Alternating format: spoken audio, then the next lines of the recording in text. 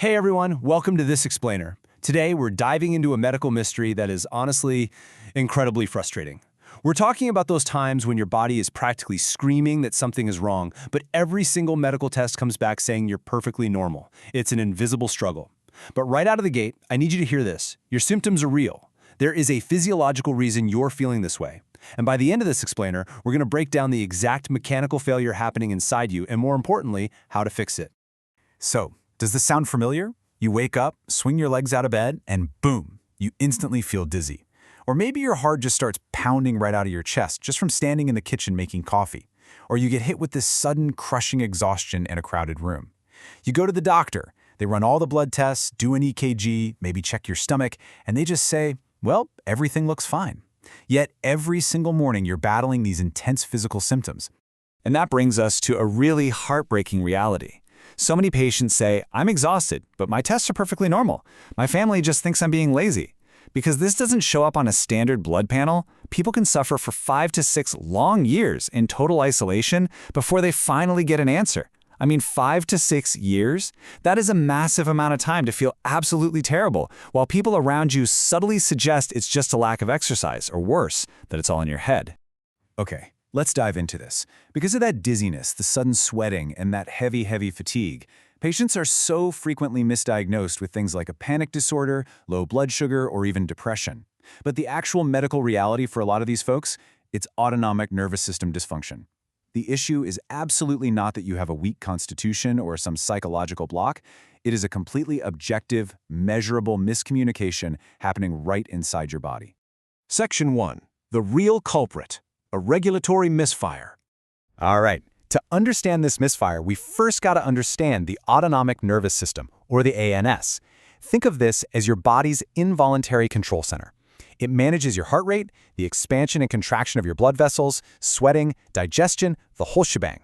You can't just command your heart to take a break because you're tired, right? And you can't tell your stomach to pause digestion. The ANS does all of this heavy lifting automatically, 24 hours a day, without a single conscious thought from you. And this brilliantly illustrates how the ANS operates. It basically has 2 main gears. First, the sympathetic mode, which is your active, tense, fight or flight state. And second, the parasympathetic mode, which is your rest and recovery state. When there's a misfire in the balance between these 2 modes, your body literally gets its wires crossed. It'll trigger a massive panic response, like your heart is pounding and you break out in a cold sweat. Even when you're just standing still in your living room, it should be completely relaxed. Let's look at the exact physics of what happens in a healthy system.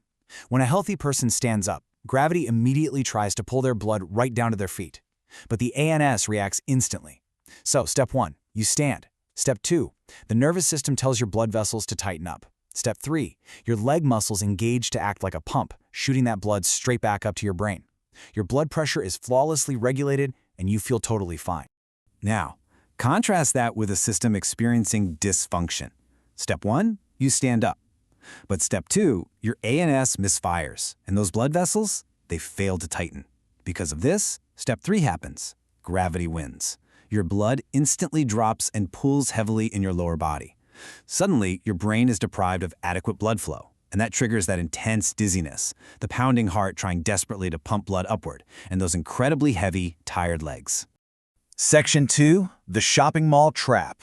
Why crowds drain your energy.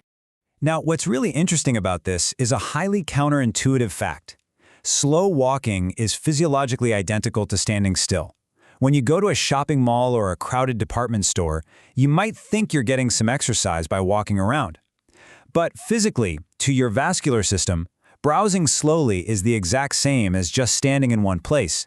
Let's break down exactly why this trap happens. Browsing means you are constantly stopping and starting. Because you aren't walking briskly, you completely disable that crucial leg muscle pump we just talked about. Without that pump, the blood pulls heavily in your lower body. Within minutes, your brain receives insufficient blood flow, and that triggers a sudden, overwhelming exhaustion.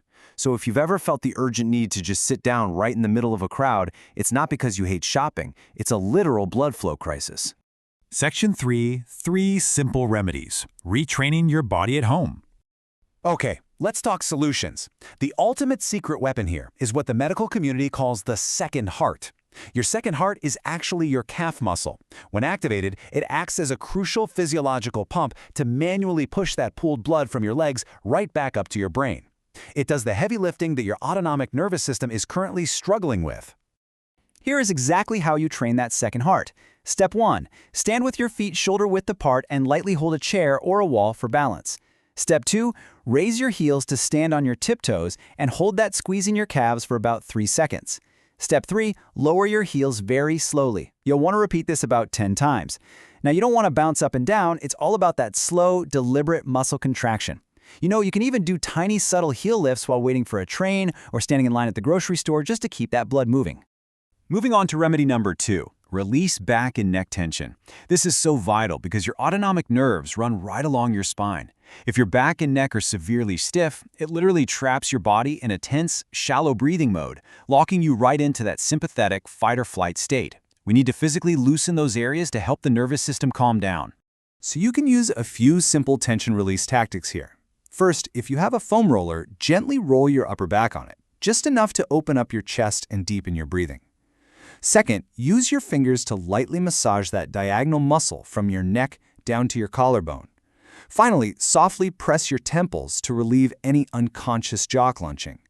The absolute key here is the word gentle. We aren't using deep, painful pressure. Pain triggers stress. We're just sending safe, soothing signals to the nervous system. Our final remedy is hydration, specifically in the morning. When you wake up, your overall blood volume is at its absolute lowest, mostly because you've been sweating in your sleep. So, step 2, before you do anything else, slowly drink 1 to 2 glasses of water. This increases your blood volume and actually prepares your body for the day's standing.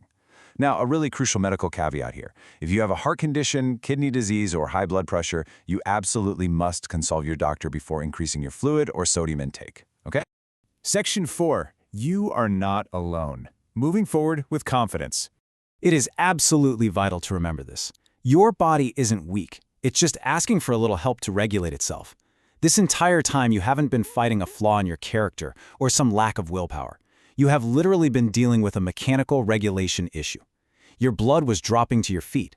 Recognizing that, it's incredibly freeing. Look, unrecognized illnesses cause a deep, profound isolation. When the tests say you're fine, but you feel terrible, it's so easy to feel entirely alone. But your symptoms are real. And honestly, the best part is you don't have to change your entire life overnight to fix this. By just taking small, daily steps, moving those calf muscles, loosening your neck, drinking water slowly in the morning, you are actively rebuilding your body's regulatory foundation. So, I want to leave you with this question as we wrap up this explainer. What small step will you take today to help your body's second heart do its job? Will you try a few calf raises while waiting for your coffee? Maybe take a moment to gently massage your neck? You now have the knowledge and the tools to help your nervous system find its balance again. Start small, listen to your body, and take that first step today.